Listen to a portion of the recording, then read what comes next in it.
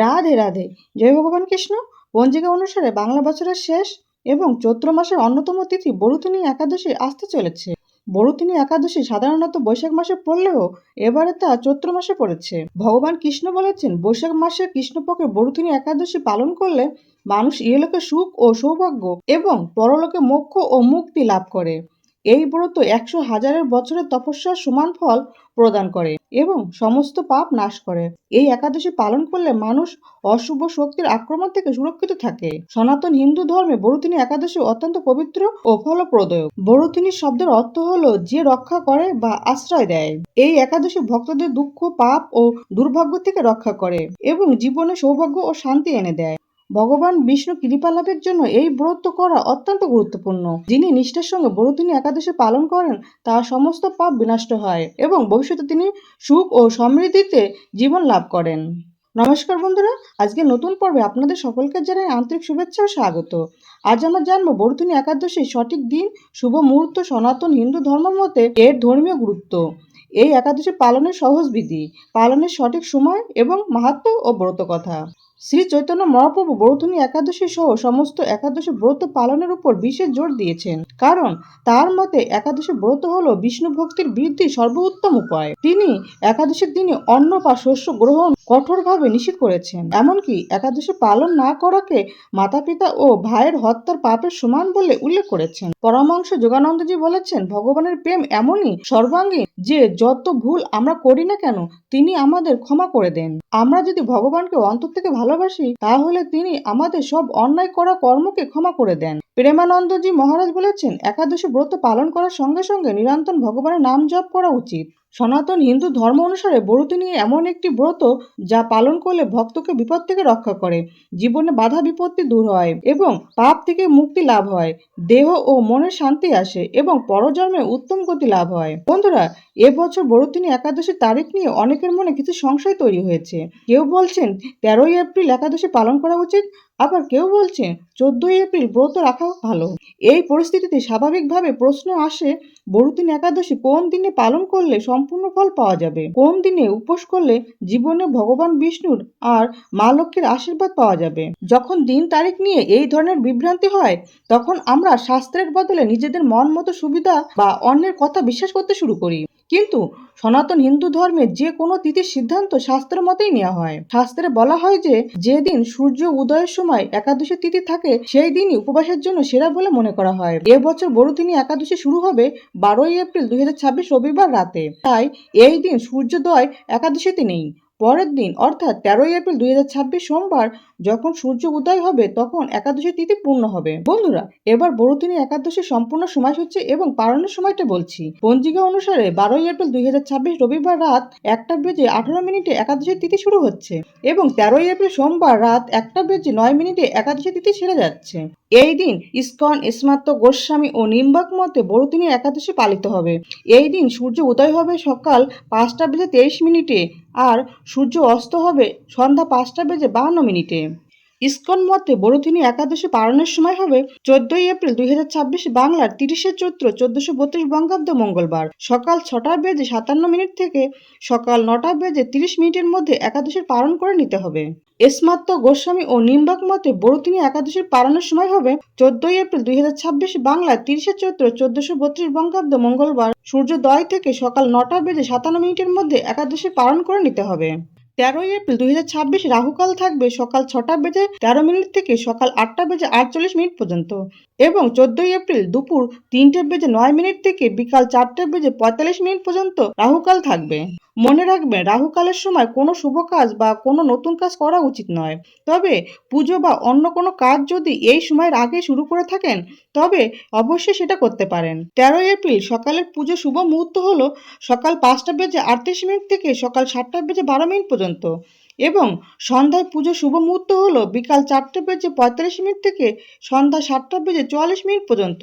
এই শুভ মুহূর্তের যোগে আপনি যে কোনো কাজ শুরু করুন, মন্ত্র জপ করুন, ধ্যান করুন, স্নান করুন, দান করুন বা পূজা পাঠ করুন, সব কাজে সফলতা পাবেন। এই দিন অভিজিৎ মুহূর্ত থাকবে সকাল 11টা বেজে 56 মিনিট থেকে দুপুর 12টা বেজে 47 মিনিট পর্যন্ত, আর বিজয় মুহূর্ত থাকবে দুপুর 2টা বেজে 30 মিনিট থেকে দুপুর 3টে বেজে 21 মিনিট পর্যন্ত। বন্ধুরা, একাদশীর উপবাস মানে শুধু তারিখ মেনে চলা নয়, একাদশী হলো আত্মচেতনার ব্রত।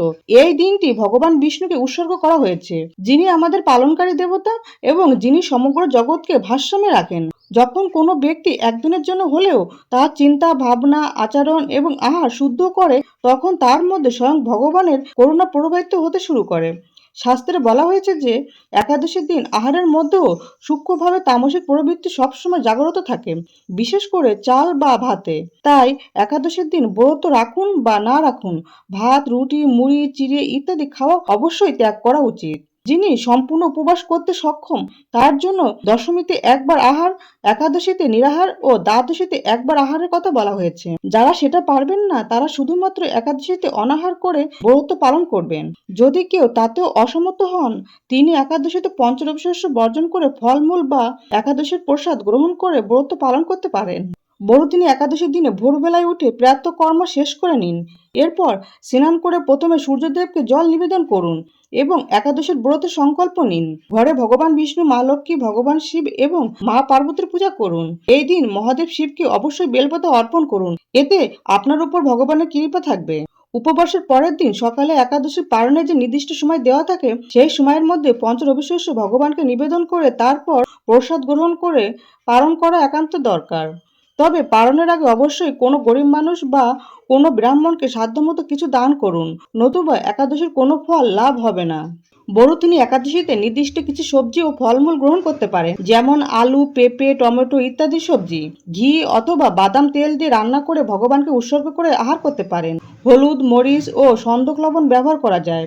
এছাড়া দুধ, কলা, তরমুজ, আপেল, পাকা পেঁপে, আঙুর, আনারস, আখ, নারকেল, বাদাম, মিশ্রি ও লেবুর শরবত ইত্যাদি খেতে পারেন। একাদশীর দিন ভগবান বিষ্ণুর পূজা করার পর হরিনাম করুন, কারণ হরিনাম সংকীর্তনই সর্বোত্তম সাধনা। এছাড়া আপনি ভগবানের ধ্যান করতে পারেন, এতে নারায়ণের আশীর্বাদ আপনার উপর সর্বদা বজায় থাকবে। বড়দিনী একাদশী ব্রত পালনকারী ব্যক্তি কন্যাদান থেকেও বেশি ফল লাভ করে। তবে বড়দিনী একাদশী পালনের সময় কলহ, পরনিন্দা, পরচর্চা, মিথ্যা কথা বলা, ক্রোধ, ঈর্ষা ও কোনো প্রকার নিষেধদ্রব্য গ্রহণ করা এবং কোনো ক্ষৌরকর্ম করা অর্থাৎ চুল দাড়ি কাটা সম্পূর্ণরূপে নিষিদ্ধ। বন্ধুরা, বড়দিনী একাদশীর দিন ভগবান বিষ্ণুকে তুলসী পাতা দিয়ে মালা তৈরি করে অর্পণ করুন, এতে ভগবান বিষ্ণুর আশীর্বাদ লাভ করতে পারবেন। এরপরে আসনে বসে বিষ্ণু মন্ত্র জপ করা উচিত। এই একাদশীর দিনে উপবাসের পূর্ণ প্রভাব সর্বদা আপনার উপর বজায় থাকবে। বিধি অনুসারে বড়দিনী একাদশী ব্রত পালনে সকল প্রকার পাপের বিনাশ হয় এবং অক্ষয় গতি লাভ হয়। যিনি হরিবাসরে রাত্রি জাগরণ করে ভগবান জনার্দনের পূজা করেন, তিনি সর্ব পাপ মুক্ত হয়ে পরম গতি লাভ করেন। তাই সূর্যপুত্র যমরাজের যাতনা থেকে পরিত্রাণের জন্য পরম যত্নে এই একাদশী ব্রত পালন করা আমাদের সকলেরই কর্তব্য। বড়দিনী একাদশী ব্রত কত শ্রদ্ধা ভরে পাঠ অথবা শ্রবণ করলে সহস্র গোদানের ফল লাভ হয় এবং সর্বপাপ থেকে মুক্তি হয়ে বিষ্ণুলোকে গতি হয়। বন্ধুরা, এখন আমরা শুনবো বড়দিনী একাদশীর মাহাত্ম্য ও ব্রত কথা। রাধে রাধে, জয় শ্রীকৃষ্ণ। বৈশাখ কৃষ্ণপক্ষিয়া বড়দিনী একাদশী ব্রত মাহাত্ম্য ভবিষ্যতের পুরাণে যুধিষ্ঠির শ্রীকৃষ্ণ সংবাদে বর্ণনা করা হয়েছে। যুধিষ্ঠির মহারাজ শ্রীকৃষ্ণকে বললেন, হে বাসুদেব, আপনাকে প্রণাম। বৈশাখ মাসে কৃষ্ণপক্ষের একাদশী কি নামে প্রসিদ্ধ এবং তার মহিমা বা কি, তা আমাকে কৃপা করে বলুন। শ্রীকৃষ্ণ বললেন, হে রাজন, ইহলোক ও পরলোক বৈশাখ মাসে কৃষ্ণপক্ষে একাদশী বড়দিনী নামে বিখ্যাত। এই ব্রত পালনের সর্বদা সুখ লাভ হয় এবং পাপক্ষয় ও সৌভাগ্য প্রাপ্তি ঘটে। দুর্ভাগা স্ত্রী এই ব্রত পালনে সর্ব সৌভাগ্য লাভ করে থাকে। ভক্তি ও মুক্তি প্রদানকারী এই ব্রত সর্বপাপ হরণ এবং গর্ভবাস যন্ত্রণা বিনাশ করে। এই ব্রত প্রভাবে মানধাতা, ধুমধুমার আদি রাজারা দিব্যধাম লাভ করেছেন। এমনকি মহাদেব শিব এই ব্রত পালন করেছিলেন। 10,000 বছর তপস্যার ফল যা কেবলমাত্র এক বড়দিনী ব্রত পালনে লাভ হয়। যে শ্রদ্ধাবান ব্যক্তি এই ব্রত পালন করেন, তিনি ইহলোক ও পরলোক সমস্ত প্রকার বাঞ্ছিত ফল লাভ করেন। হে নিরীহ শ্রেষ্ঠ, অশ্বদান অপেক্ষা গজদান শ্রেষ্ঠ। গজদান থেকে ভূমিদান, তা থেকে তিলদান, তিলদান থেকে স্বর্ণদান এবং তা থেকে অন্নদান শ্রেষ্ঠ। অন্নদানের মতো শ্রেষ্ঠ দান আর নেই। পিতৃলোক, দেবলোক ও মানুষেরা অন্নদানে পরিতৃপ্ত হন। পণ্ডিতেরা কন্যাদানকে অন্নদানের সমান বলে থাকেন। স্বয়ং ভগবান গোদানকে অন্নদানের সমান বলেছেন। আবার সমস্ত প্রকার দান থেকেও বিদ্যাদান শ্রেষ্ঠ। কিন্তু এই ব্রতিনী ব্রত পালনে সেই বিদ্যাদানের সমান ফল লাভ হয়ে থাকে। পাপমতী যে মানুষ কন্যার উপার্জিত অর্থে জীবন ধারণ করেন, পুণ্যক্ষয়ে তাদের নরক যন্ত্রণা ভোগ করতে হয়। তাই কখনো কন্যার উপার্জিত অর্থ গ্রহণ করা উচিত নয়। যে ব্যক্তি বিভিন্ন স্বর্ণালঙ্কার সহ কন্যাদান করেন, তার পুণ্যের হিসাব স্বয়ং চিত্রগুপ্ত করতে অসমর্থ হন। কিন্তু বরুথিনী ব্রত পালনকারী কন্যাদান থেকেও বেশি ফল লাভ করে। ব্রতকারী ব্যক্তি দশমীর দিন কাঁসার পাত্রে ভোজন, মাংস, মুসুর, ছোলা, শাক, মধু, অন্যের প্রদত্ত অন্নগ্রহণ, 2 বার আহার ও মৈথুন পরিত্যাগ করবে।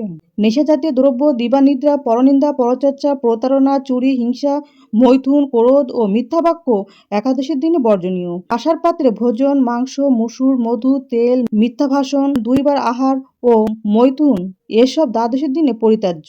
হে রাজন, এই বিধি অনুসারে ব্রতিনী ব্রত পালনে সকল প্রকার পাপের বিনাশ এবং অক্ষয় গতি লাভ হয়। যিনি হরিবাসরে রাত্রি জাগরণ করে ভগবান জনার্দনের পুজো করেন, তিনি সর্ব পাপমুক্ত হয়ে পরম গতি লাভ করেন। তাই সূর্যপুত্র যমরাজের যাতনা থেকে পরিত্রাণের জন্য পরম যত্নে এই একাদশী ব্রত পালন করা কর্তব্য। বরুথিনী একাদশীর ব্রত কথা শ্রদ্ধা ভরে পাঠ বা শ্রবণ করলে সহস্র গাবিদানের ফল লাভ হয় এবং সর্বপাপ থেকে মুক্ত হয়ে বিষ্ণুলোকে গতি হয়। অতএব ব্রত কথা সমাপ্ত। জয় ভগবান কৃষ্ণ, জয় মা লক্ষ্মী। রাধে রাধে।